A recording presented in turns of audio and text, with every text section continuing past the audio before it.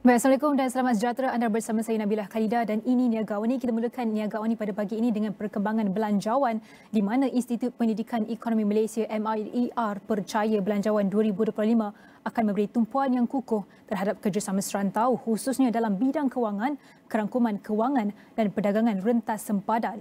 Badan pemikir itu berkata ini akan meningkatkan lagi kedudukan Malaysia sebagai pengerusi ASEAN pada tahun hadapan.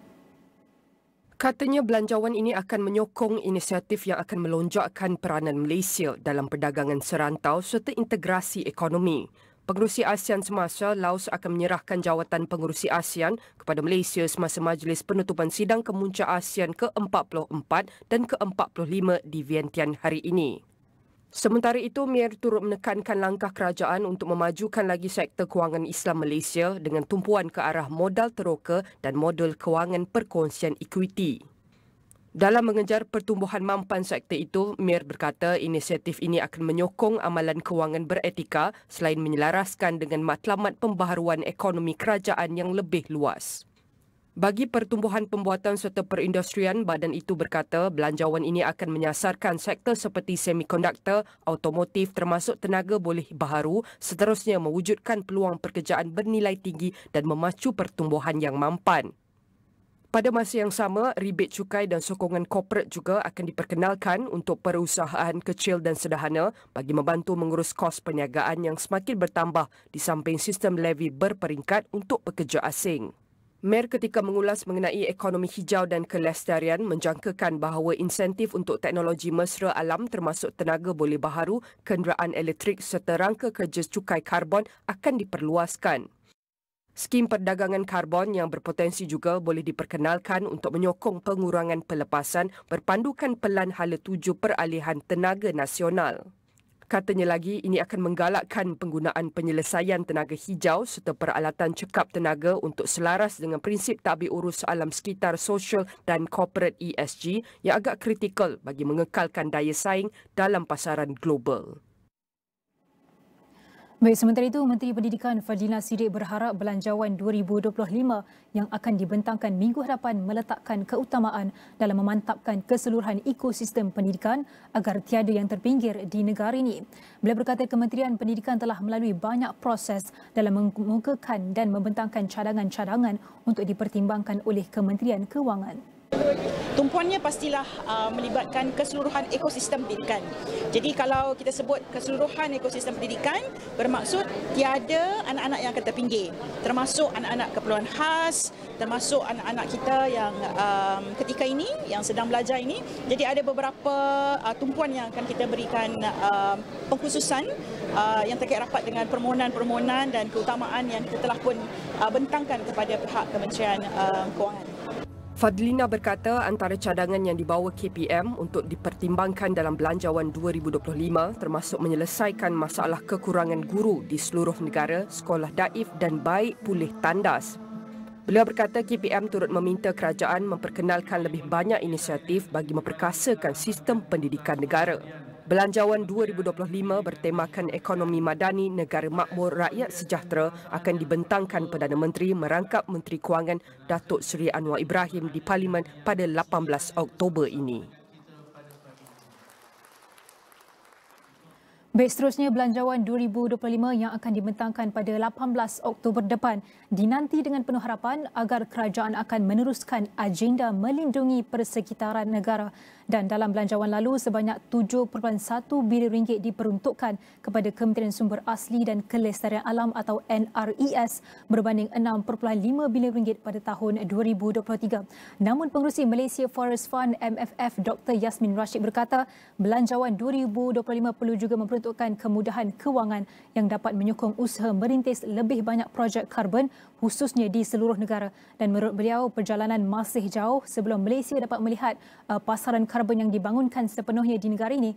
Dan walau bagaimanapun, Malaysia berada di landasan yang tepat menuju ke arah negara yang lebih hijau dengan pelbagai inisiatif dilaksanakan di pelbagai sektor. Jadi untuk berbincang lanjut mengenai perkara ini, sudah bersama dengan saya dalam studio pada ketika ini adalah Ko Chuan Zhen, the Group CEO of and founder of Plus Energy.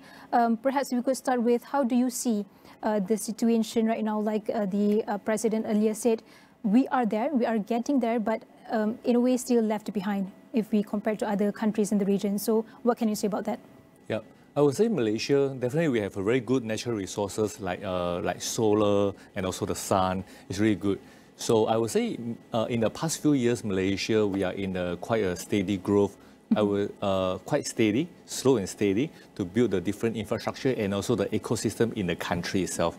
Definitely right now with the launch of NETR, which is the National Energy Transition Roadmap last year, the government set a really aggressive target and also the pledge would like to achieve 70% of the country energy it will power by renewable energy by 2050. I think it is something quite excited for everyone because after that, since last year, and also in this year, there's a lot of different policy launch by Petra.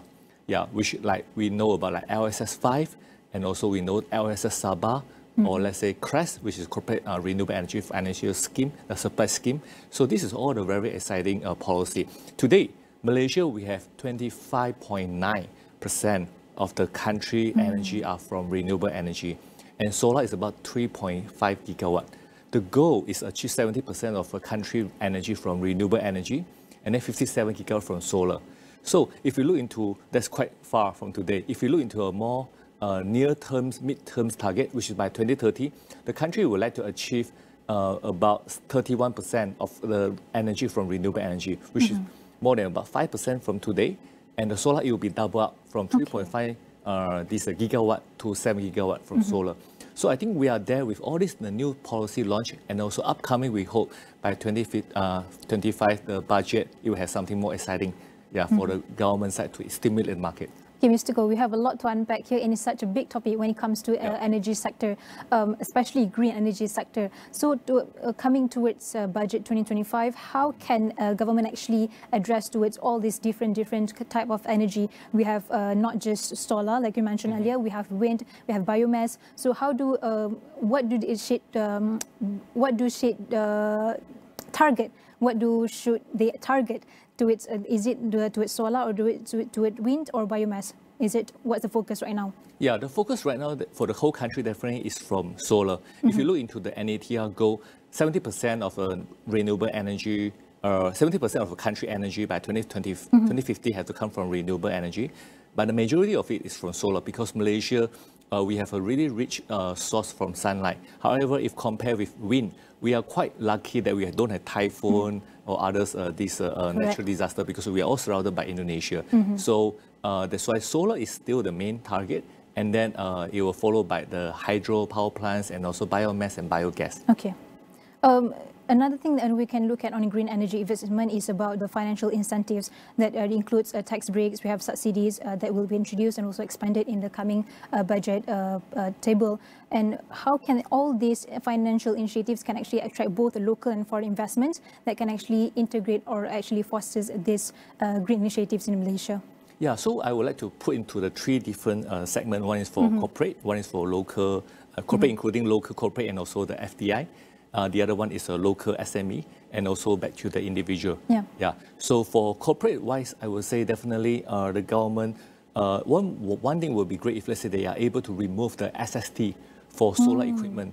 Because right now we still have to pay for that. So in order to make solar energy more affordable, at the huge these charges for SST for solar, if let's say you will be able to remove it, it will be great. That's the first one for corporate. Secondly, the launching of CREST, which is a Corporate Renewable Energy Supply Scheme, which is very good because they are able to attract more FDI who like to access to clean energy, especially for those corporate who have renewable energy 100 goal, RE100, which means they have to 100% power by renewable energy. It will be something quite good for them to attract them. And also would be great if, let's say, CREST right now, they will be able to extend their target audience, target this purchaser from new power demand, which is a new investor in, to existing foreign investor. Where they assisting running the business in Malaysia, they will be able to enjoy from CREST, which is they are able to buy the clean energy from solar power plant. That will be great. And the third one, I would say for corporate size, it will be great if, let's say, we can remove the NEM quota, because right now there's a cap for NN quota for all the businesses and also for residential. So it will be great if, let's say, that one day we have no quota, which means you'll be able to remove the quota. Remove the quota, it will be best. So back to SME side, I think that's very important because there's a lot of SME right now, they need to get ready to go into like clean energy. So if, let's say, we are able to to energize back this green GTFS, which is green investment, this green financing scheme, GTFS. So it will come with a corporate government guarantee. With government guarantee, the CGC guarantee, it will be able to help more this SME able to get their this loan for any solar investment, able to be more bankable when they are able to back by CGC. Last but not least, for individual, I would say it would be great if, let's say, for all the individual who invest in solar, let's say for their house, they will be able to enjoy the tax incentive, just like when we buy our laptop, that we're able to get the tax waiver. So I think these are the three segments. It would be great if, let's say, the government able to consider that. Removing SST is one thing, and making it more affordable to all the individuals and also SMEs is important. But when we talk about this adoption rate, especially towards in the rural and also remote areas, it's important as well for them to actually adapt and also use this renewable energy. So how can we actually, through this budget 2024, can we make it more accessible towards all these people in rural areas and also remote areas? I think rural area and remote area in Malaysia, especially in Sabah, Sarawak, is really important. So in the past, government, they do have program from federal fund to enhance the infrastructures for all these rural area in terms of their use of energy. So it would be great if, let's say, the government able to continue those funds, for those rural areas, especially for school, to have more fund to finance on this microgrid. So for those rural areas with enhancement of solar technology and also battery technology today, you'll be able to have much better clean energy to power up their energy usage instead of using the traditional genset. And let's relate to talk about this green energy and how we can relate it towards the adoption or the rise of data centers, especially in Malaysia. When we can see that the rise of data centers, it uses a lot more energy, and right now we use the carbon, so it's not very sustainable, as we per se. So how moving forward with this budget 2024, can we actually increase the rise of data centers, but at the same time reduce the usage of carbon fuel? I think that's a very good point because Malaysia currently, the energy that we are already installed for power for Peninsula is 25 gigawatt. But for the data center which coming in, for Malaysia, we potentially will be the third largest data center in the country. It will be up to additional 11 gigawatt. So it's huge. So almost like 40% of our current energy could come from data center. So definitely it has to come from renewable energy. So first, the launch of this CRESS, which is a corporate renewable energy supply scheme, it will be very important for those new investment in, which they probably the government, they can put some regulation to regulate them or to enforce them have to purchase clean energy itself. So by this enforcement, you will be able to make sure all this additional energy demand from data center, somehow they have to get X% or maybe 50% or 80% of their energy from clean energy. That's one thing.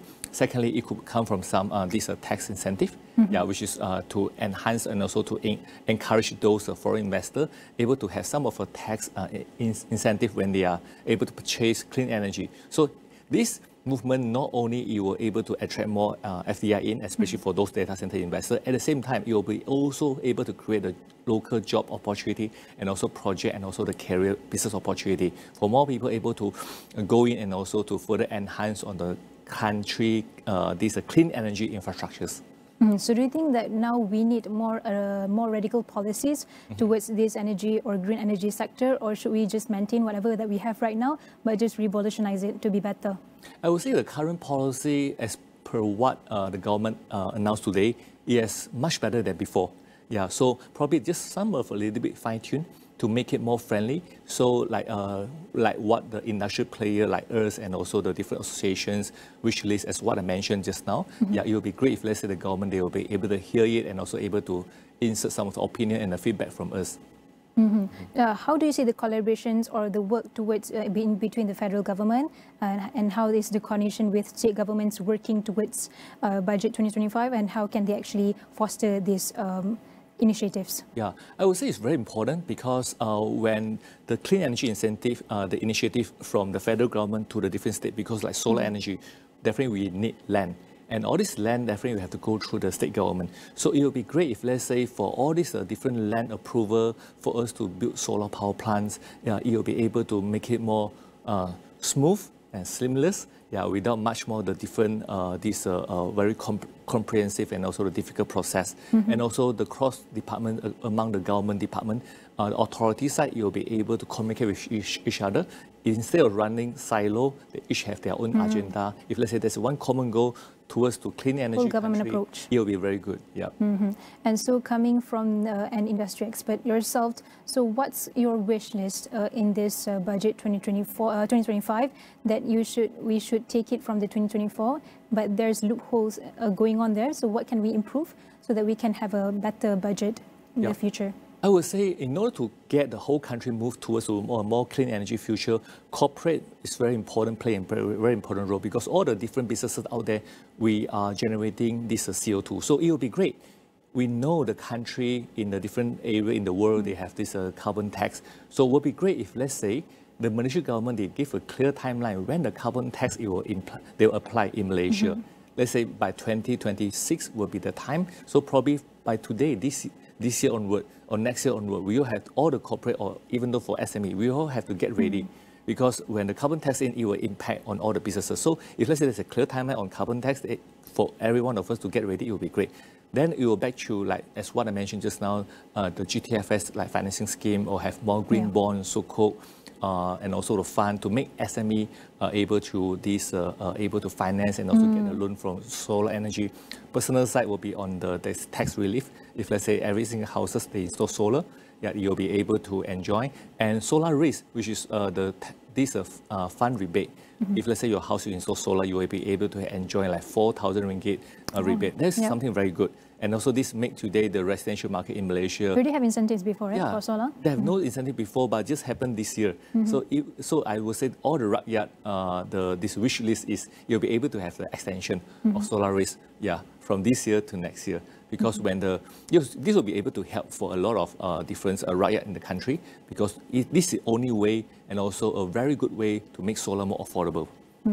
And we hope for the next incentives would be no quota for the next time. No quota. That's the only downside of it. All right, thank you so much. I would like to say thank you so much to Ko Chuan Zin, the Group CEO and also co-founder in Plus XNG, for your time, also for your insights and for helping us understand how we can integrate both these data centers and also green energy sector in Belanjawan 2025 that will be tabled on 18 October. And all of this discussion will be bring to astrowani.com and all of our social media platforms.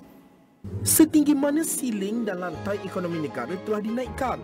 Sejauh mana kualiti dan taraf hidup rakyat telah ditingkatkan?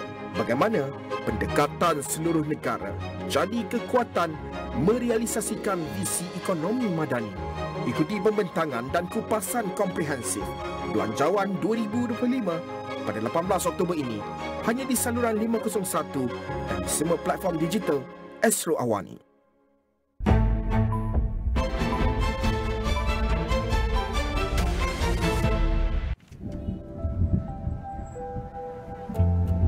Bila kerja sendiri, semua kena buat sendiri. Tapi, bersama rakan niaga, semuanya dapat ditempuhi bersama.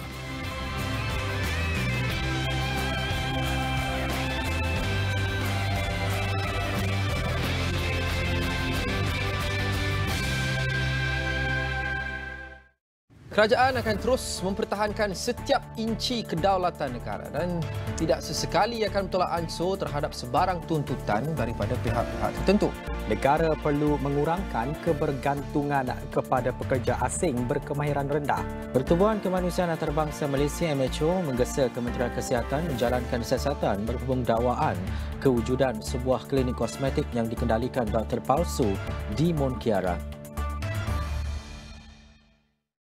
Pack Sukan Astro membawakan kepada anda Liga Bola Sepak terbesar. That is stunning. Oh, brilliant. What a goal. Kehebatan di dalam gelanggang. Perlumbaan di lita pantas. This is incredible. Keunggulan UFC dan aksi slam dunk tanpa henti khas untuk anda. Sukan terhebat hanya di sini. University Malaya UM is expected to offer a cardiothoracic specialist training course this October. There will be no U-turn on the implementation of the Vehicle Entry Permit VEP for all foreign vehicles entering Malaysia from Singapore. Diesel sales at petrol stations have decreased by 30% within the first week of the fuel subsidy rationalisation on June 10th.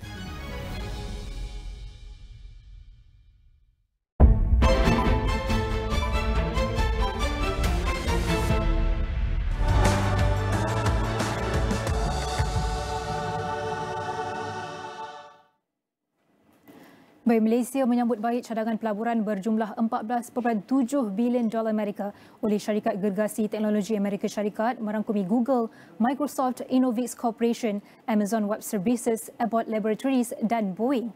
Perkara itu dinyatakan Perdana Menteri Datuk Seri Anwar Ibrahim semasa pertemuan dua hala dengan Setiausaha Negara Amerika Syarikat Anthony Blinken di luar sidang kemuncak ASEAN ke-44 dan ke-45 serta sidang-sidang berkaitan pada Khamis.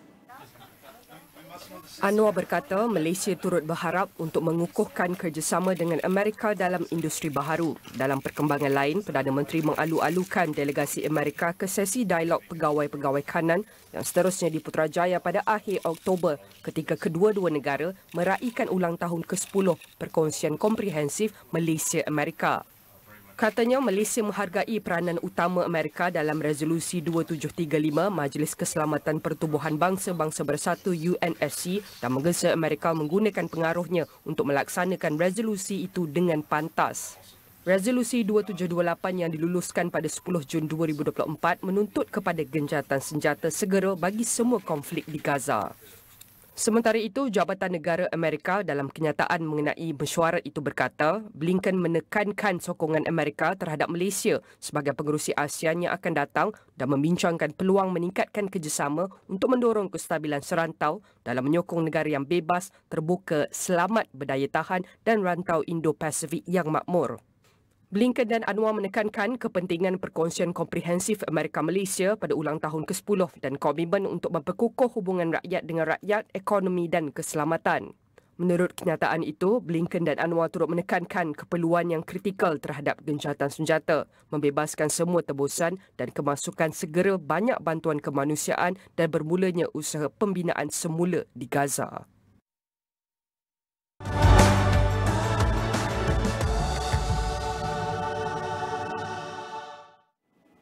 Baik, pada waktu ini saya akan bentangkan satu data dan juga statistik yang disediakan oleh Jabatan Perangkaan Malaysia di mana ia berkenaan dengan tenaga buruh pada bulan Ogos 2024. Dan kalau kita lihat di sini, ia menunjukkan kadar pengangguran Ogos turun kepada 3.2%, mencatatkan 558.5 ribu penganggur. Dan kalau kita boleh tunjukkan sini bagaimana pergerakan pengangguran ataupun kadar tenaga buruh itu kalau kita nak bandingkan dengan sebelumnya, kita dapat saksikan warna coklat ni adalah perbandingan antara tahun ke tahun dan warna biru ni adalah perbandingan antara bulan ke bulan. Kalau kita lihat pada bulan Ogos 3.2% dan kadar pengangguran pada bulan ini turun sebanyak 0.1 mata untuk peratus kepada 3.2% setelah 9 bulan mencatatkan kadar 3.3%. Ini kalau tahun ke tahun sebanyak 0.2 mata peratus, kalau bulan ke bulan 0.1 mata peratus. Baik, kalau kita nak bandingkan, nak tunjukkan pengangguran mengikut kategori antara dua kategori, satu penganggur aktif yang aktif mencari kerja, manakala penganggur tidak aktif yang tidak mencari kerja. Perbezaannya ada agak ketara, kalau penganggur aktif 80%, manakala yang tidak aktif adalah 20%. Kalau kita nak tengok perbandingan antara Ogos bulan ke bulan, Ogos dan juga Julai, kalau kita nak bandingkan penganggur aktif itu sebanyak lebih kurang, kalau kita nak tengok 0.9% lah berkurang antara Julai dan Ogos, manakala untuk penganggur yang tidak aktif perbandingan bulan ke bulan, Julai ke Ogos adalah sebanyak pengurangan ataupun penurunan sebanyak 1%. Itu adalah berkenaan dengan antara dua kategori ini di bawah segmen ataupun sektor pengangguran. Baik, kita akan teruskan dengan kalau kita nak lihat perbandingan ataupun pergerakan kadar dan juga bilangan penganggur itu sendiri bermula tahun Ogos 2023 tahun lalu sehinggalah hari ini Ogos 2024. Kalau kita dapat lihat, saksikan di sini seperti yang saya katakan tadi, bilangan penganggur ataupun kadar pengangguran itu kekal selama 9 tahun. Kalau kalau kita dapat saksikan bermula sejak November tahun lalu 2023 sehinggalah pada bulan Julai 2024 tahun ini kadar itu kekal pada 3.3%. Namun walaupun bilangan itu kalau kita lihat bulan ke bulan menurun, cuma kadar itu kekal pada 3.3%. Namun berita baik pada bulan Ogos 2024 kita dah saksikan penurunan sedikit iaitu sebanyak 0.1 mata peratus tadi seperti yang saya tunjukkan tadi sampailah kita mencapai 3.2 kadarnya pada bulan Ogos. Ini adalah petanda baik dan penting untuk kita ambil tahu dan ini adalah berkenaan dengan penduduk bekerja mengikut taraf pekerjaan. Kalau kita dapat saksikan, kita dapat bahagikan kepada 4 di sini, 3 di sini. Kita mulakan dengan pekerja secara amnya. Kalau kita boleh tunjukkan, penduduk bekerja adalah sebanyak 75%. Kalau kita tengok perbandingan antara tahun ke tahun meningkat sebanyak 1.4% dan bulan ke bulan meningkat sebanyak 0.2%. Kalau kita nak bahagikan kepada 3 kategori di sini, pekerja keluarga tanpa gaji, bekerja sendiri dan juga majikan di bawah majikan, iaitu staff lah kalau kita boleh katakan secara mudah.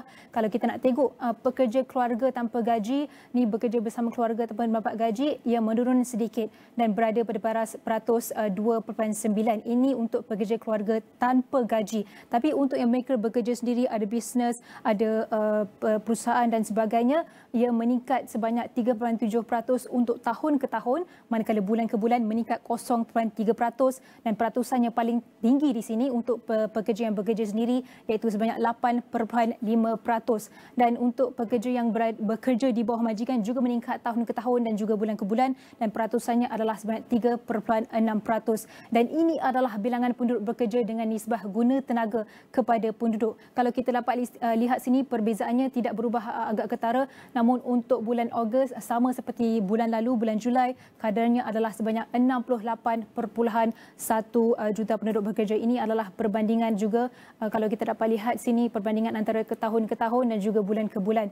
Baik, saya akan tunjuk juga berkenaan dengan KPTB mengikut jantina di mana kadar penyertaan tenaga buruh pada bulan Ogos 2024 tidak berubah iaitu pada 70.4%, meningkat 0.3 mata peratus dan tidak berubah antara bulan ke bulan iaitu 0.0 mata peratus. Ini berkenaan perbandingan di jantina pula adalah kita boleh lihat jurang itu antara lelaki dan perempuan, 83% untuk lelaki dan 56% untuk wanita.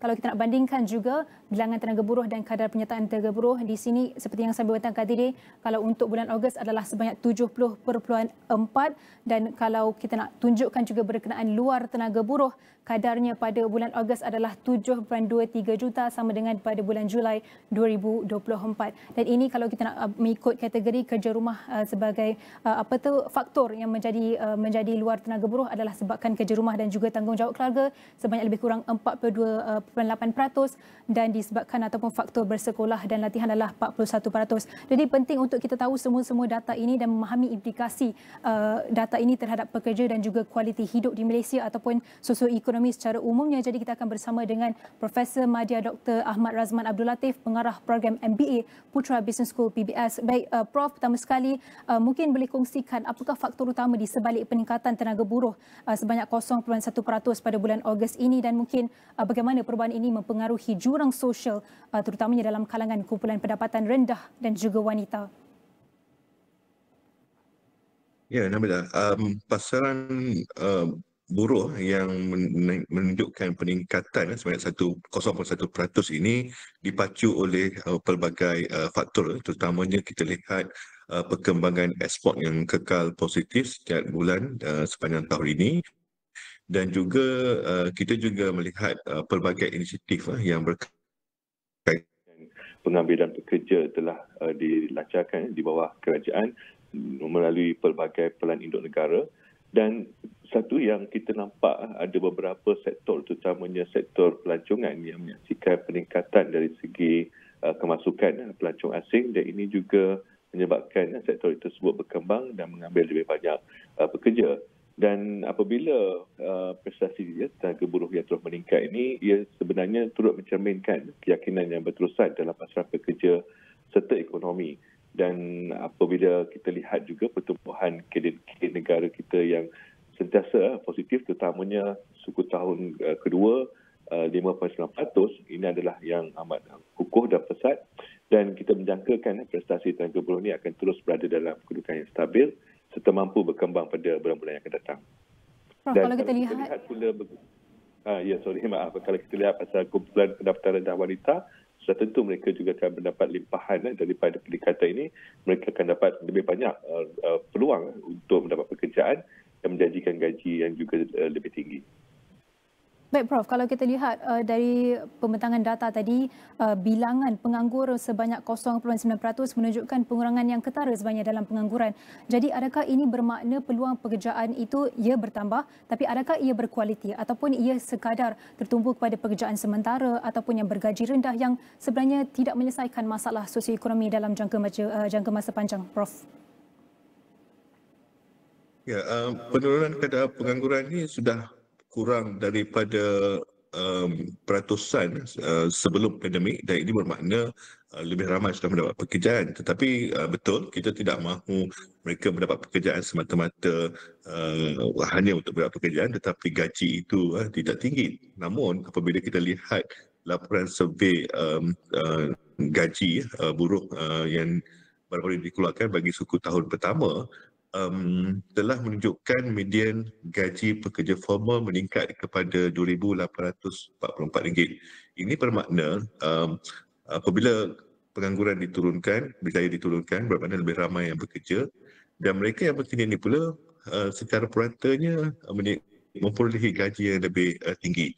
Dan ini akan mampu meningkatkan kualiti hidup kerana mereka mendapat gaji yang lebih bermaruah dan turut mengurangkan ketaksamaan pendapatan di dalam kalangan masyarakat.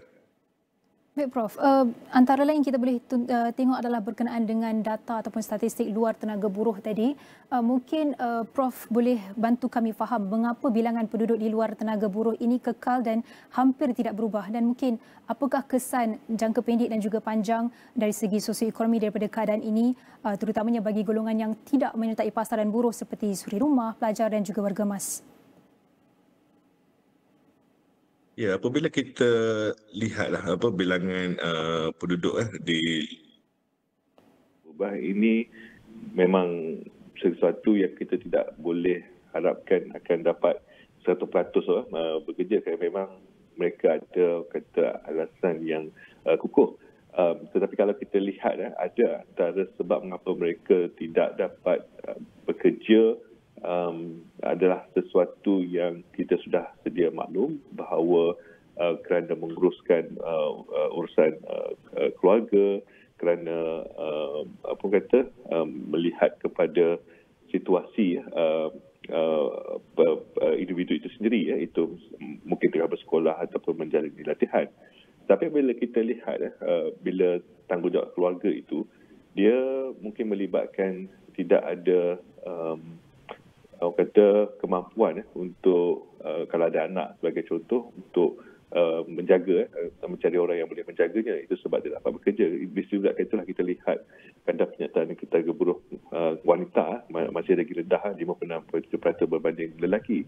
Oleh itu, apabila kita lihat situasi yang mana bilangan penduduk di luar Timur Barat kekal ini harus terus diberi perhatian oleh kerajaan, terutamanya di kalangan suri rumah ataupun pelajar ataupun warga emas, supaya mereka juga dapat meningkatkan pendapatan dan seterusnya sosioekonomi isi rumah itu juga dapat lebih diperbaiki. Prof, kita nak tengok juga berkenaan ataupun kita nak teliti berkenaan dengan bilangan penganggur dan juga kadar pengangguran ini. Kalau kita nak lihat agak susah nak menurunkan satu mata itu. Kita dapat lihat 3.3 ini kekal dalam jangka masa yang lama, iaitu 9 bulan. Jadi mungkin bila kita dah turun ke 3.2 ini, bagaimana untuk kita orang kata memperbaiki ataupun tambah baik apa yang kita ada sekarang untuk mencapai pengangguran yang lebih orang kata lebih kurang dan juga kadar tenaga buruh yang lebih tinggi pada masa akan datang. Dan bagaimana untuk kita kekalkan momentum itu, Prof? Ya, memang nampak perubahan tu lebih masa, tetapi sudah tentu ada beberapa pendekatan yang kita boleh ambil yang boleh memastikan bahawa kadar pengangguran ini dapat diturunkan lagi ke kadar yang lebih rendah. Sebab kalau kita tengok walaupun 30%, tapi jumlahnya lebih 500,000 yang masih menganggur. Antara yang kita boleh lakukan seperti mengurangkan kemengetan kepada pekerja asing, iaitu polisi pengambilan pekerja asing itu harus diperketatkan, mungkin hanya untuk sektor tertentu, kemahiran tertentu, dan digantikan dengan pendigitalan ataupun automasi yang memerlukan pekerja berkehamilan tinggi dan sederhana di kalangan warga tempatan untuk mengendalikan mesin-mesin ataupun aplikasi tersebut.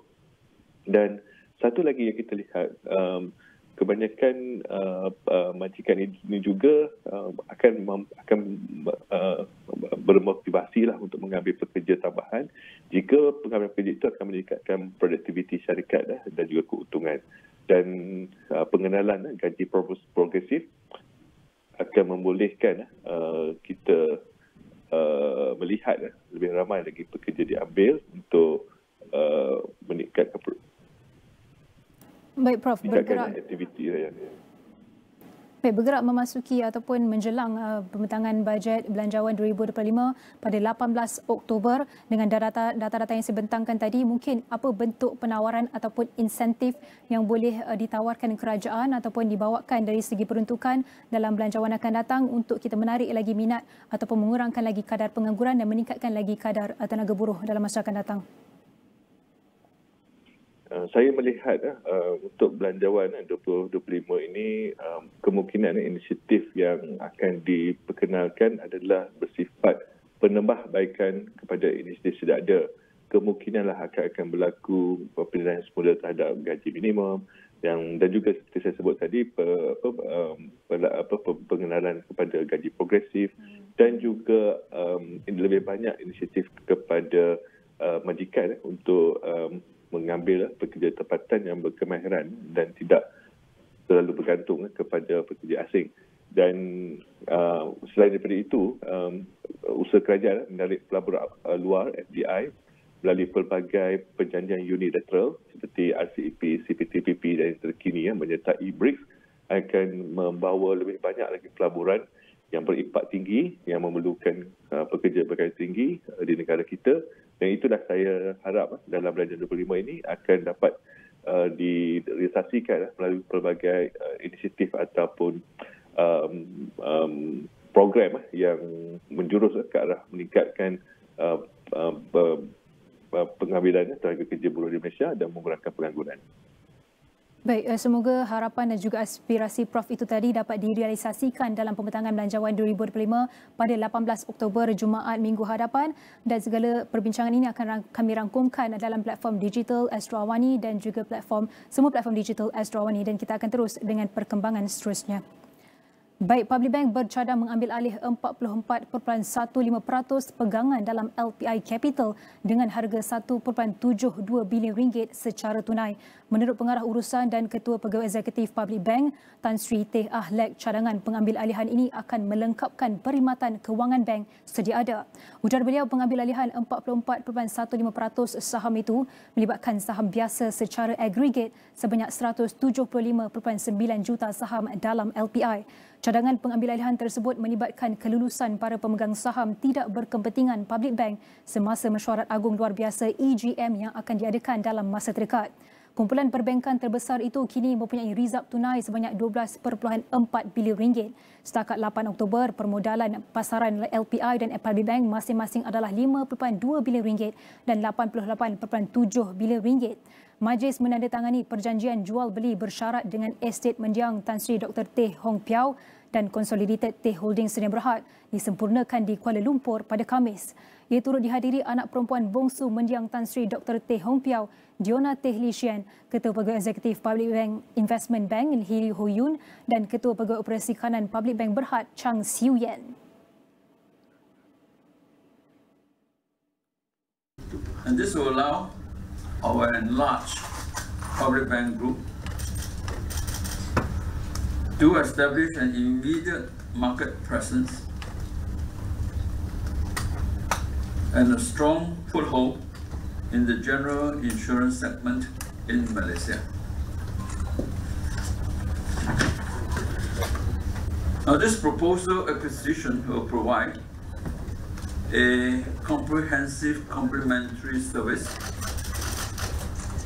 to our current financial services and the family Takafu offerings. We are not only enhancing our portfolio, but also positioning ourselves to capitalize on new opportunities that this proposed acquisition may unlock. This will provide more products and services to our customers and deliver enhanced value for all our stakeholders. Seterusnya berkenaan ringgit di mana ia ditutup rendah berbanding dolar Amerika Syarikat pada Khamis apabila para peniaga menunggu pengumuman data inflasi Amerika Syarikat yang mungkin mempengaruhi kemajuan penurunan kadar faedah Rizab Persekutuan Fed. Dan pada 6 petang, unit tempatan susut kepada 4.2910 atau 2940 berbanding dolar Amerika daripada paras penutup 4.2800 atau 2830 pada Rabu. Dan Ketua Ahli Ekonomi Bank Muamalat Malaysia Dr. Muhammad Afzal Nizam Abdul Rashid berkata, minit mesyuarat Jawatan Kuasa Pasaran Terbuka Persekutuan menunjukkan bahawa Fed cenderung untuk melonggarkan pendirian moneterinya. Dan sekarang saya akan tunjukkan pergerakan atau prestasi ringgit setakat hari ini pada 11 Oktober 2024 kalau kita bandingkan dengan dolar Amerika. Kalau untuk setakat hari ini anda dapat lihat ia berada pada paras 4.287 untuk setakat hari ini. Kalau kita nak tunjuk dalam jangka semalam, kalau kita tengok semalam ia juga agak menyusut kalau kita bandingkan dolar dengan dolar Amerika, tinggi sedikit ataupun orang kata lemah sedikit berbanding hari ini iaitu 4.2957 dan ini berikutan kebimbangan berkenaan dengan pengumuman inflasi Amerika Syarikat yang dibentangkan ataupun yang diumumkan tidak lama lagi dan ini terus juga didorong oleh ketegangan geopolitik di Asia Barat dan ini menunjukkan kalau kita nak bandingkan sebelum ini kita telah menunjukkan kestabilan yang kukuh berkenaan dengan ringgit kita kalau kita bandingkan dengan dolar Amerika sejak pada bulan Mei 2024 pertengahan tahun ini kita dapat saksikan pergerakan graf itu menurun dan ini menandakan pengukuhan ringgit yang agak ketara dan stabil dalam jangka masa yang agak lama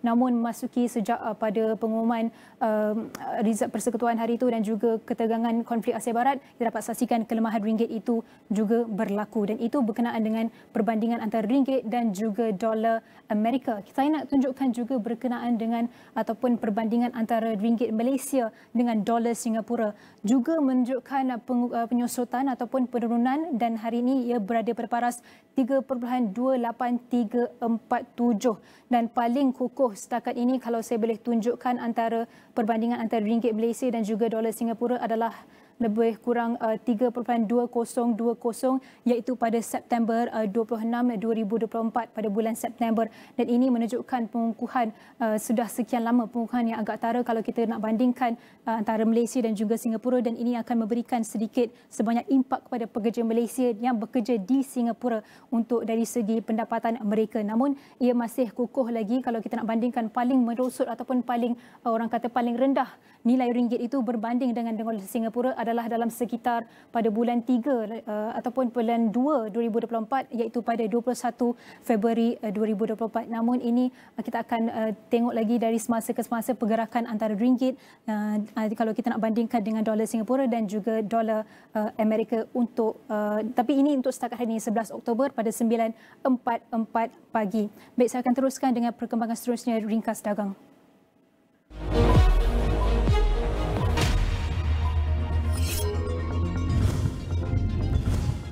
Malaysia dan Emirat Arab Bersatu UAE telah berjaya memutamatkan rundingan bagi Perjanjian Perkongsian Ekonomi Komprehensif CEPA yang ditetapkan untuk menghapuskan atau mengurangkan tarif, mengurangkan halangan perdagangan, memupuk kerjasama sektor swasta dan mewujudkan pelaburan baharu. Menteri Pelaburan, Perdagangan dan Industri Tengku Datuk Seri Zafrul Abdul Aziz berkata CEPA sebagai perjanjian perdagangan bebas FTA pertama Malaysia dengan negara Majlis Kerjasama Teluk GCC akan meningkatkan perdagangan, meningkatkan pelaburan dan mempereratkan hubungan ekonomi Malaysia UAE. Institut Jantung Negara IJN memohon kenaikan 10 hingga 40% dalam yuran yang dikenakan terhadap pesakit yang dikemukakan oleh Kementerian Kesihatannya, kata Ketua Pegawai Eksekutif yang baru dilantik Prof. Datuk Seri Dr. Muhammad Izzani Mat Taib. Dr. Izzani yang mengambil alih jawatan teraju IJN pada 1 September lalu berkata kajian semula terhadap struktur bayaran juga perlu dilaksanakan kerana ia tidak berubah sejak 21 tahun lalu dan kini mesti dikira dengan inflasi serta peningkatan kos. Lembaga Pembangunan Industri Malaysia MIDA meluluskan 4 projek hijau berkualiti tinggi dengan jumlah pelaburan sebanyak 1.8 bilion ringgit bagi separuh pertama tahun 2024. Ketua Pegawai Eksekutifnya, Syekh Syamsul Ibrahim Syekh Abdul Majid berkata, projek berkenaan diluluskan di bawah bidang tenaga boleh diperbaharui RE dan mobiliti hijau yang dikenal pasti dalam strategi pelaburan hijau GIS, menekankan komitmen MIDA untuk mempromosikan pembangunan lestari di Malaysia. Laporan penuh di saluran 501 dan astroawani.com, terdagangnnews.com. Baik, dengan data ringgit tadi kita akan membincangkan perkembangan terkini ekonomi global dengan fokus khusus pada ekonomi Amerika Syarikat, di mana harga pengguna di Amerika Syarikat meningkat 0.2% pada September 2024, sedikit lebih tinggi daripada jangkaan dan konsisten dengan 2 bulan sebelumnya.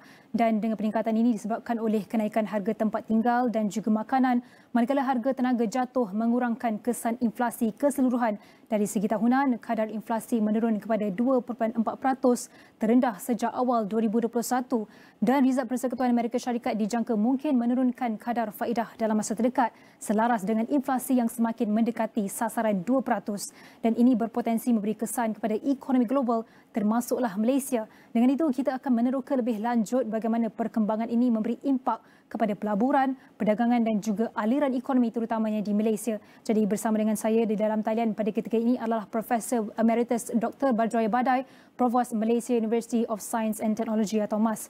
Baik, Prof, mungkin pertama sekali faktor yang menyumbang, boleh kongsikan faktor yang menyumbang kepada angka terkini IHP ataupun inflasi Amerika ini.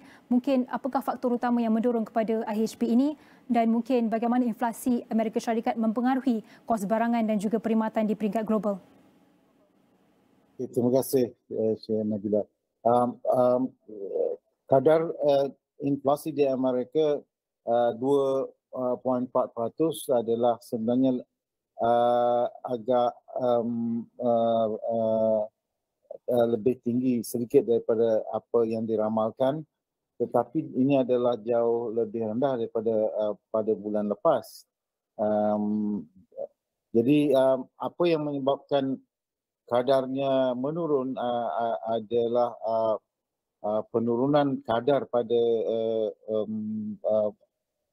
perkhidmatan seperti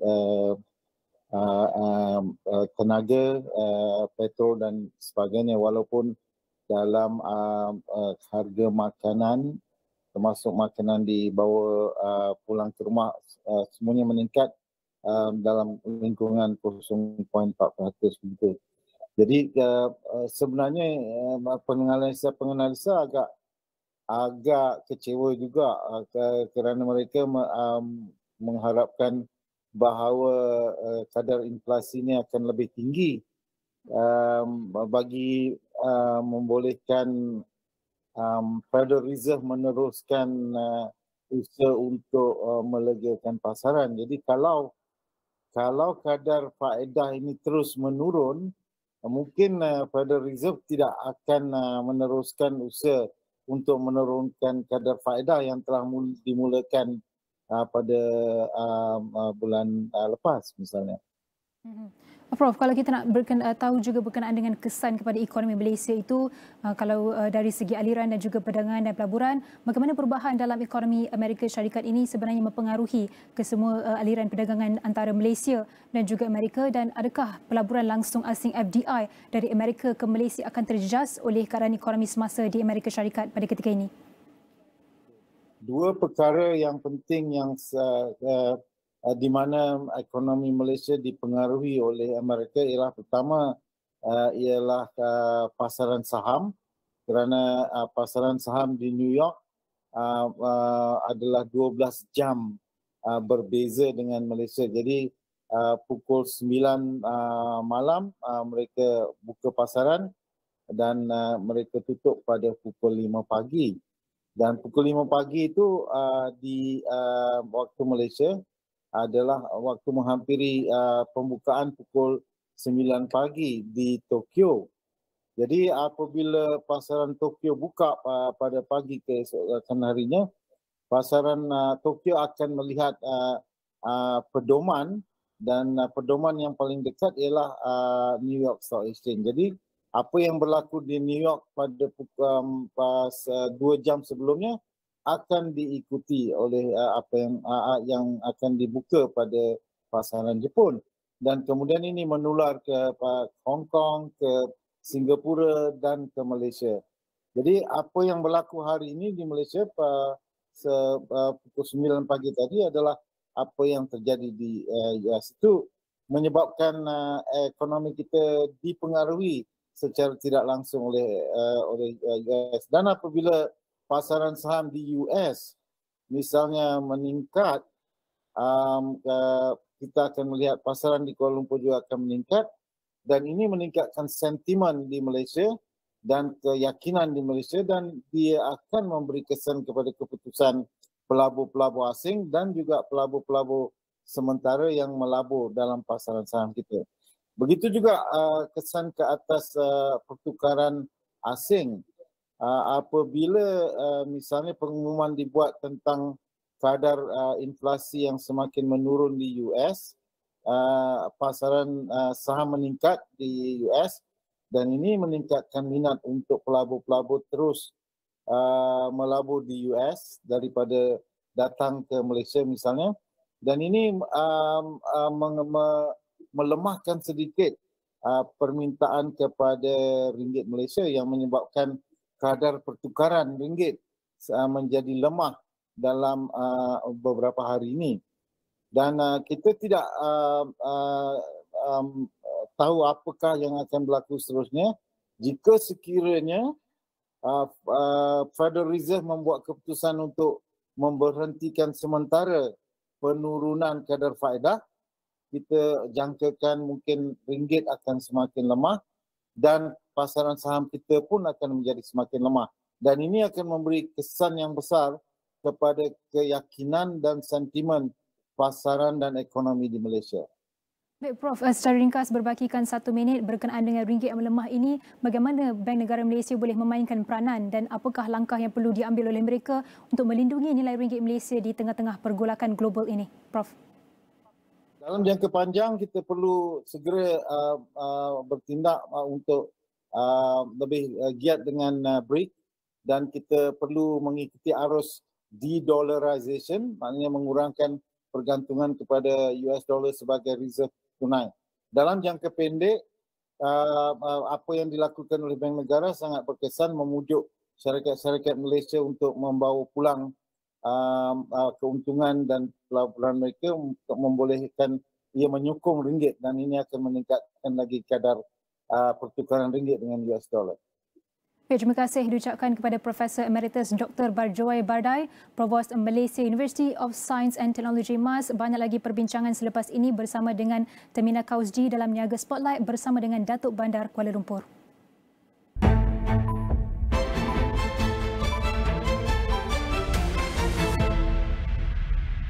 Setinggi mana siling dan lantai ekonomi negara telah dinaikkan?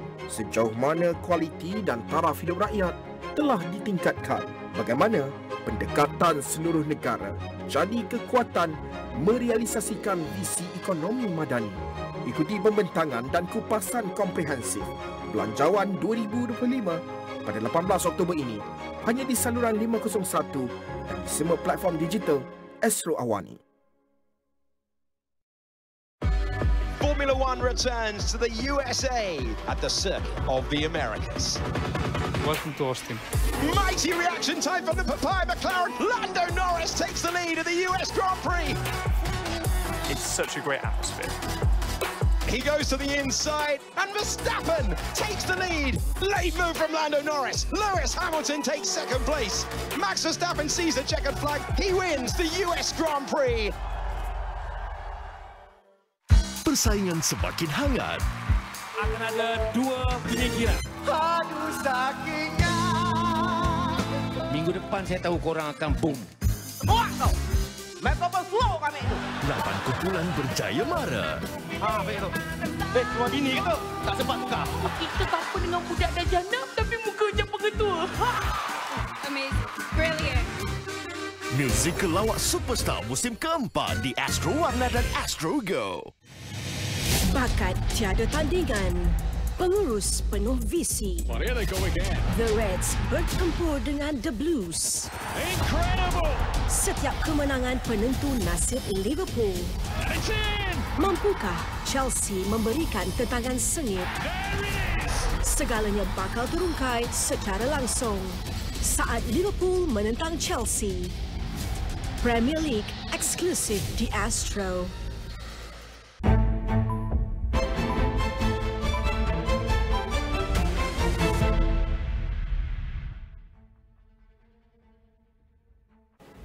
Hello and welcome to Niaga Spotlight with me, Tehmina Kaoosji. Niaga Spotlight goes through the week in business and future affairs, market watch, industries, analysis and insights. We've got you covered right here on Niaga Spotlight. Well, today on a very special episode of Analysis, we are looking at all things livable cities and inclusive urban planning and design. Now, a little bit of a quick introduction as to why we're deciding to cover this topic today. Kuala Lumpur has actually, in fact, been ranked the second most outstanding city in Southeast Asia, right behind Singapore. And this is according to the Oxford Economics Global Cities Index 2024. This latest list actually placed our beloved city Kuala Lumpur at number 135 out of 1,000 cities worldwide. Kuala Lumpur, though, at the same time, let's be realistic, does indeed require considerable pivoting towards accessible, inclusive infrastructure and public facilities in our urban hubs, because this will allow us to reap cost-benefit advantages of universal accessibility in the medium to long term. To discuss all this and more, we have the absolute pleasure of having live in our studios with us now, Dato Sri Maimuna Sharif, who is the newly ushered in Mayor of Kuala Lumpur, in the studios for the discussion. Dato Sri, welcome to the studios. How are you doing? Thank you so much, Tehmina, and thank you, AWANI. I'm good. Fantastic. We are so happy to not just support your new term announced as the KL Mayor, first female Mayor of KL, but also actually dig and deep into some of the issues that have been happening in the city. So Dato Sri, if I could start off by asking you about your preliminary thoughts. You've been in office roughly about 40 odd days. I think we no longer get those first 100 days to get ourselves acclimatized. But what are your thoughts on KL's aged and aging infrastructure? Yeah, thank you so much, Tehmina, for this. Yes, as you said, that I've been appointed as a mayor of Kuala Lumpur on the 15th of August. Well, 5 days after my appointment, I think at that time the heavy rain and there was flash flood and there was slope failure in the Genting Klang. And at the same time, on the 6th day, it's also the incident about the sinkhole in Jalan Masjid India. That's right. So when it's also relate to what your questions on infrastructure, as you said, age infrastructure. But and also I just came back from Moscow. At the same time, I just came back from Berlin. I think if you comparatively our infrastructure with them, we are still young, maybe like 200 years. But they are even 1,000 years in terms of infrastructure. But nevertheless, I think cities must be able to last that long, but because there is also a continual urban regeneration. Exactly. Yes. A city is a living, breathing organism of its own, right? Yes. Yeah. So that's the reason why when I was in the UN and also now in the DBKL, we are constantly, DBKL are constantly invest in road building and then invest in utilities, replacement. At the same time also, we're not forgetting our culture and in terms of the preservation and conservation of the building and also in terms of the infrastructure. So that's the reason why we in DBKL, we have this program We call it Kuala Lumpur Area Improvement Program. Right. Okay. So that is actually very specific area improvement program. So how do you think that this is actually going to contribute to a couple of the main challenges that we have, which include transportation, road challenges, and all of this running along in a city of we're at 8.8 million individuals right now? Yes, through this 51 area improvement program, we look into the very basic amenities. For example, like road, mobility, and also in terms of the the drainage, and at the same time the oxidation pond and the retention pond when we link to the flash flood. At the same time, also looking into the economic asset of the DBKL, like market, hawkers complex, so that we can have a livable, not only for it's also for those people who are the local economic development. Absolutely. Yes. So in this 51 program, we continuously improving, especially in terms of the landscaping and then the beautification, and not forgetting the cleanliness of the city. Absolutely, because I mean, a city that is not clean, of course, is not very livable. From there, Dato' Maimuna, if I may move into asking you about looking at, in particular, the pain points, which are sinkholes and flood mitigation. In your perspective, we are actually dealing with historical issues. This is not something which happened overnight. What is it going to take for us to firstly understand the challenges we are facing, and then actually cohesively address them? I would say that at first time, I would say when these two incidents happened during my first week as a mayor. Yes, not even 10 days. Not even 10 days. First week as a mayor. First, I said, wow. But I take this an opportunity. Fair opportunity enough. to me as a mayor to look back at what's needed to be done for KL. For example, like the flash flood. So with the flood mitigation. So I have the opportunity to look at where are the hotspot of the flash flood, and we know that is I asked my colleague to map up the hotspot, and they said that okay, there are 24 hotspots, and they said, what are we doing with the hotspots? So meaning that through this incident, I can ask a lot of questions where we are now. Exactly. So meaning that is the 24 hotspot, and they said it's 12 is already completed, and another 12 is a higher level is under consideration, and also under construction and under the planning. So this is one opportunity for me with this incident to look at the priority during my term. And I was very heartened to read recent headlines, of course, that you had said now geotech reports will now be required for KL projects. How do you hope that this will help, in a sense, fill up the gaps which have been allowed to develop with KL, of course, urbanizing rapidly? We have skyscrapers at every corner and turn. But how will these geotechnology reports now help moving forward for KL? Yeah, for Kuala Lumpur, actually for the geotechnical report is already a requirement in the development, but mainly on the slope. Fair, yes. Yeah, so now you want it. Now, even though it's on the flat land, because we would like to look into the geotechnical report, because, well, you can see from the social media saying that, oh, we are porous, we have the limestone, Kuala Lumpur is not safe, we're going to be drowned and something like that. And some of them are fake news, I already checked. So I think with this geotechnical report, it will be make more confident, increase the trust of the when we approve, and we also make a well-informed decision. When me as a mayor, when I chair the meeting for the development approval with all these environmental impact assessment, social impact assessment, now geotechnical report. Then when we make a decision, we have the data and the well-informed information before we even approve or reject the development. So I think this is also for the livelihood and also for the safety of the resident or the people living in Kuala Lumpur. Exactly. And data collection and modeling is only going to help us to make more informed decisions so that we are able to reduce losses, reduce also any other future tragic incidents from happening. Thank you. Dato' Sri, moving along from there into one of the highlights of Kuala Lumpur as an iconic city, which is of course many of our heritage and tourism landmarks. I'm talking about, we've got Dataran Merdeka, the Sultan Abdul Samad building, Old KL train station. Many of them are of course in dire need of restoration, as well as extending their usability and accessibility for not just tourists but also residents. Your thoughts on this? I'm a very fond in conservation. In my last work in Penang, I was involved in getting Georgetown into the World Heritage Site exactly. under UNESCO.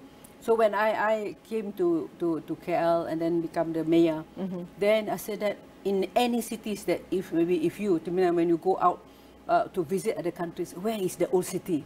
I want to go and see the old city, part for the modern city. So I'm very happy that the government now, the Prime Minister is really concerned about this area, and they call it Kuala Lumpur Creative Centre Development, KLCCD, and which include the area that you mentioned, the bangunan Sultan Abdul Samad, and then the Masjid Jamek, the Sri Negara Kaoosji, and all those areas within the where Kuala Lumpur started. So now, DBKL together with Think City, together with Khazanah, we are putting up a plan, very integrated plan. How can we revive this area? How can we attract, people so that it be more vibrant? I just came back from Moscow. I went there for 5 times. This is my 5th time, and every time that I went there, it's a new things. And when I walk in front of this the Red Square, I was thinking back. I wish that I can walk very safely, no cars in front of the bangunan Sultan Abdul Samad. That was I was thinking, because I was told that last time was 6 lane there, and then they converted into fully pedestrianization. So this is also an area where I will fully take charge, because I'm being asked to chair the technical committee for the Kuala Lumpur Creative Centre Development. Fantastic. Well, we hope your vision for that centre at least being walkable in Kuala Lumpur comes true sooner rather than later. I hope so. I hope so too. Now, moving along from there, Dr. Sri, I would like to go into timelines. What kind of timelines do you imagine or envision it taking for at least the urban hubs for redevelopment and for restoration, at least that 5 to 10 kilometer radius, for it to happen timeline-wise? Malaysia is also chairing ASEAN come next year, which is only about 3-4 months away. Then we've also got the SEA Games upcoming after that in 2027. So there's a lot that will be happening. We are going to be a busy, busy city. How do you envision the restoration work blending in together with the demands also being made on urban infrastructure? Yes, well, we're looking into by packages. For example, like the KLCCD, the Prime Minister said that I want it to be yesterday. Fair enough. But now, I think the work is already started on the Bangunan Sultan Abdul Samad, and we are also looking into the public RAM. How can we connect the seamless connectivity between other areas outside this KLCCD to connect with our River of Life project and the other part of the old cities. At the same time, we also would like to see, and we are now putting up a plan. I just finished having a budget retreat and a governance reform retreat in the BKL, and we also looking into how can we improve further the infrastructure and also the environment of Kuala Lumpur. And we have put it by packages also. Right. Because this is when you ask about the timeline for the KLCCD, definitely there must be something.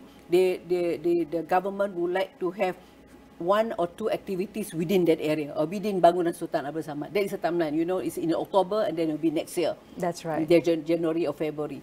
But the other areas we'll do it continuously, because in 2026 will be Tahun Melawat Malaysia and 2027 will be the SEA Games. It's not because of that, but it's also we would like to improve the quality of life for the people within Kuala Lumpur. Those who are here 365 days a year. Yes, that's exactly. Right. Dr. Sri, I would like to spend a little bit of time, perhaps, going into how you have taken your experience, not just as mayor previously in Penang, but also at UN Habitat, and how you hope to be able to apply it to balancing heritage conservation with mixed urban developments and the clear demands that are there on the fairly limited land that we now have in central Kuala Lumpur.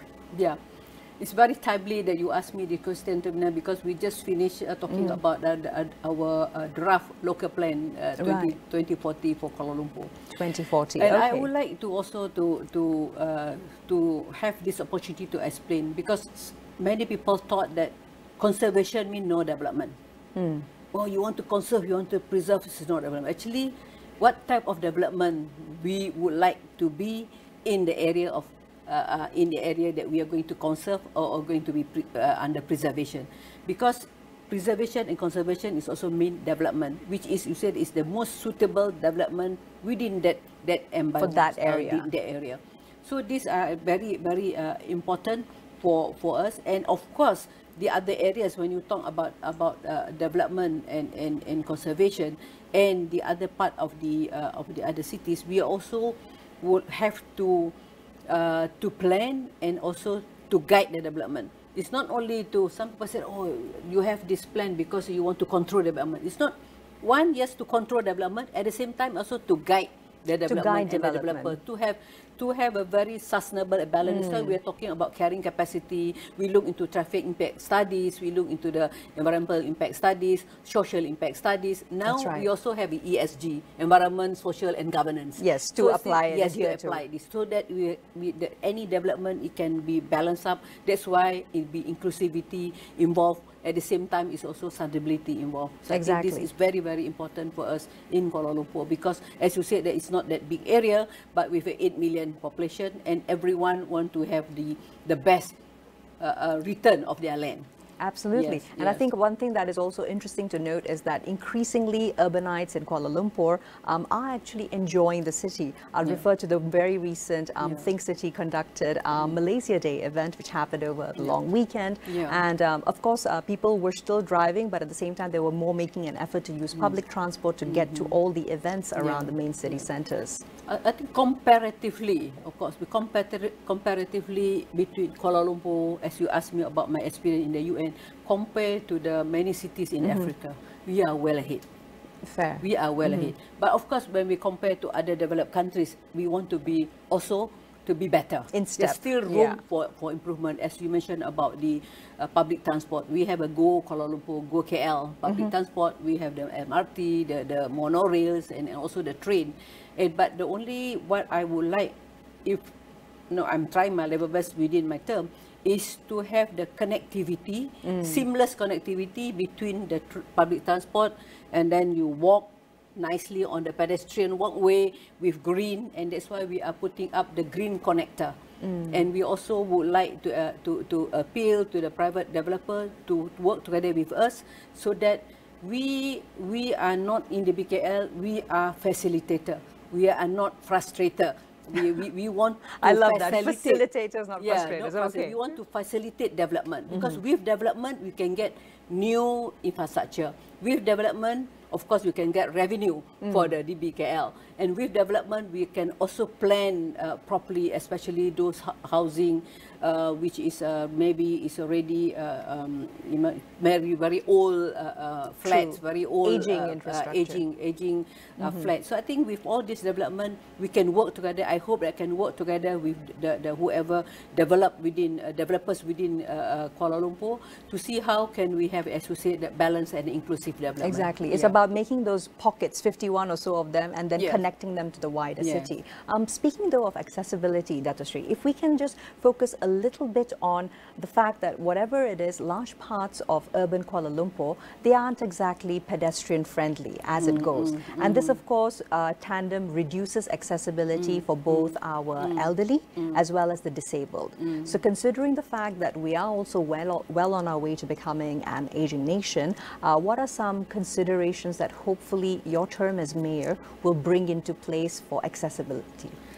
Yes, I'm also a chair of this call it one-stop center for the plan approval. That's right. And every time that is a plan being considered, I always universal guideline. For not only for the disabled, for the golden just for the hair, built for environment. Me, I'm planning for me. Actually, it's for myself because we are going older. So if you look at Kuala Lumpur, I'm a very keen cyclist. I cycle. I like to cycle. So I think that Kuala Lumpur, we already have the infrastructure. We started doing a lot of bicycle lane, but the only now I appeal. I want to use this opportunity to appeal to the people. Please respect the pavement. Please respect the bicycle lane. Because more often than not, we provide the pavement, we provide the bicycle lane, but there are people, park their car, or people drive onto it. Drive on the pavement, and then the pavement become, is broken. At the same time, it's not seamless when it comes to cycle. At the same time, we also put the condition in each of these housing or any development that is come for the approval for this universal design. To include not only for the disabled, it's also for the able, and also for the children, safe city for the children, and also for the pregnant women. Sometimes that we really need to look into this. So I'm really putting up very strictly into this. Every time I said that universal design, is it inside there? Then my planner said, yes, it's inside. Can you see? But we have to look into their building plan. So one of the area is we call it SIPTAP. Is in terms of the development through the safe development through safe environment through urban design. Right. Yes.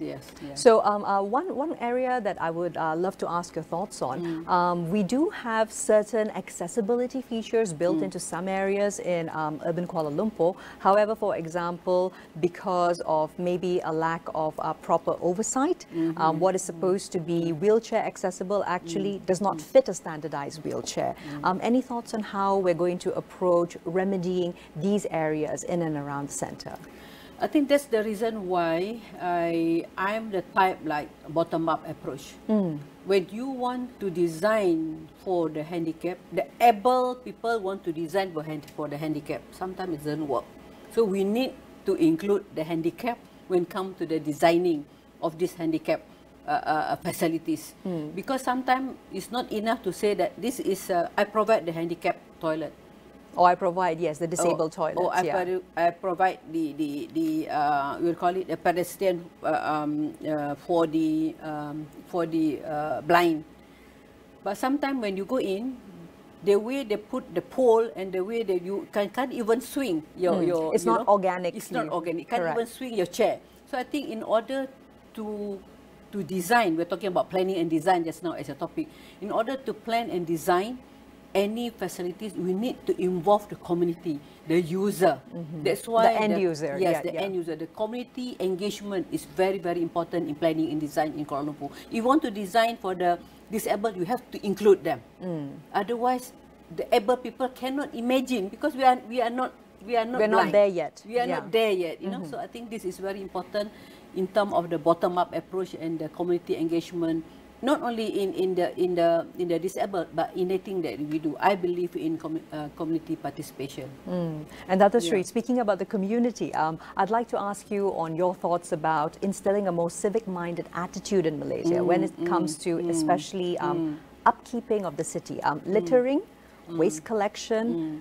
In a sense, it all goes hand in hand, but at the same time, one could arguably say that Kuala Lumpur or Kuala Lumpurites, KLites, we produce quite a lot of garbage, but at the same time, moving beyond that into a more civic-minded society. How can that be encapsulated via perhaps policies or even programs that DBKL hopes to support?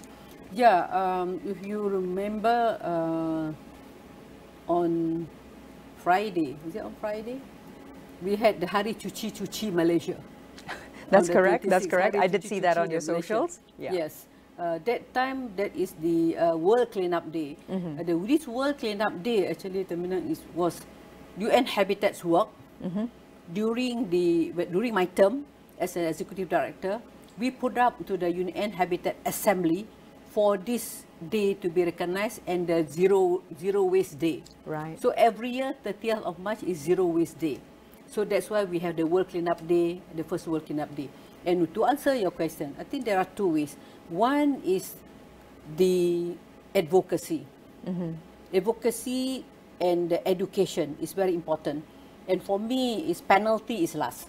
One you advocate, one you educate, then no choice, we have to enforce penalty. So perhaps incentive-based initiatives, could that work well? Yes. In DBKL, we have these, for example, when we talk about recycling, I say that it's not, 3R is not enough. I always promote 4R. All right. They say, what is the other R? Rethinking. Rethinking, You have to rethink whatever you do. The change must be start from ourselves, behavioral change. I remember when I was given a talk, I said that, how many of you in this hall do recycling? A very handful do recycling, but they preach we have to keep the BKL clean, the Kuala Lumpur clean, we have to do this, but they themselves, they don't do what they practice or what they preach. So I think this is very important, behavioral change, manner that you have your behavior towards cleanliness. Second is education. Third is also penalty. At the same time, we have the community program working together with the community. For example, like 1C, 1R, one community, one recycling. And DPKL also have this program like if you bring the recycling material to the recycling center, they give you a coupon.